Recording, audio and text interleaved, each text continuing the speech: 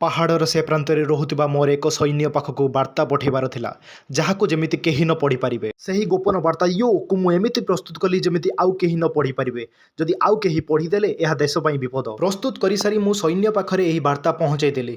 କିନ୍ତୁ ସୈନ୍ୟ ଏହାକୁ ପଢ଼ିବାରେ ଅକ୍ଷମ, କାହିଁକିନା ସେ ସାଇନ୍ସ ଜାଣିନାହିଁ ନା। ବାଧ୍ୟ ହୋଇ ମୋତେ ନିଜେ ସେ ସୈନ୍ୟ ଆଗରେ ଏହି ବାର୍ତ୍ତାକୁ ଉନ୍ମୋଚନ କରିବାକୁ ପଡ଼ିଲା। କିଛି ଏମିତି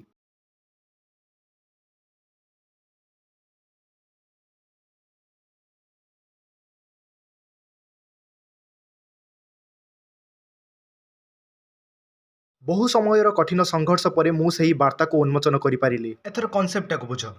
ଦେଖ ଭାଇ, ଲେମ୍ବୁ ରସରେ ଅଛି ତିନିଟା ଜିନିଷ। ପ୍ରଥମଟା ହେଲା ସାଇଟ୍ରିକ୍ ଏସିଡ୍ ବା ସାଇଟ୍ରିକ୍ ଅମ୍ଳ, ଯାହା ହେଲା ବହୁତ ଦୁର୍ବଳ। ସେକେଣ୍ଡରେ ହେଲା ସୁଗାର ବା ଶର୍କରା।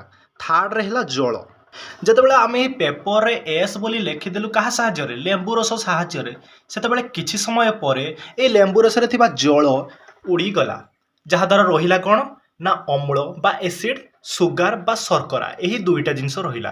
ଏହି ଦୁଇଟା ଜିନିଷ ହେଲେ ବେରଙ୍ଗୀ, ଯାହାର ରଙ୍ଗ ହିଁ ନାହିଁ। ଯେତେବେଳେ ଆମେ ଏହି ପେପରଟିକୁ ଟିକେ ତାପ ଦେଲେ, ମାନେ ଗରମ କଲେ ନିଆଁ ସାହାଯ୍ୟରେ, ସେତେବେଳେ କ'ଣ ହେଲା ନା ଆମେ ଯେଉଁ ପେପର ଉପରେ ଲେଖିଥିଲେ ଏସ୍ ଲେମ୍ବୁ ରସ ସାହାଯ୍ୟରେ, ଯାହା ଜଳ ଶୁଖିଲା ପରେ ଆମକୁ ଦେଖାଯାଉନଥିଲା, ସେହି ଜାଗାରେ ତାପ ପାଇସାରିଲା ପରେ କ'ଣ ହେଲା ନା କାର୍ବନ ଯୌଗିକ ସବୁ ସୃଷ୍ଟି ହେଲା।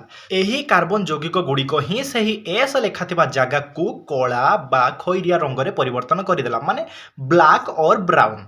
ତମ ମନରେ ଗୋଟେ ପ୍ରଶ୍ନ ଆସିପାରେ ଯେ କାଗଜରେ ଯେଉଁ ଜାଗାରେ ଲେମ୍ବୁ ରସ ବା ସାଇଟ୍ରିକ୍ ଅମ୍ଳ ମରାଯାଇଥିଲା, ସେହି ଜାଗା ଗୁଡ଼ିକ ଆଗ ତାପ ପାଇସାରିଲା ପରେ କାହିଁକି କଳା ବା ଖଇରିଆ ରଙ୍ଗରେ ପରିବର୍ତ୍ତନ ହେଉଛି? ପୁରା କାଗଜଟା କାହିଁକି ହେଉନାହିଁ? ତାର ଉତ୍ତର ଦେଖିବା ଆସ। ଦେଖ ଭାଇ, ଅମ୍ଳ କାର୍ବନ ଯୌଗିକରେ ପରିଣତ ହେବା ପାଇଁ ତାହାକୁ ଦରକାର ପଡ଼ୁଛି 100ରୁ 200 ଡିଗ୍ରୀ ସେଣ୍ଟିଗ୍ରେଡ୍। ମାତ୍ର ପେପରକୁ ଦରକାର ପଡ଼ୁଛି ନିୟରଲି 233 ଡିଗ୍ରୀ ସେଣ୍ଟିଗ୍ରେଡ୍।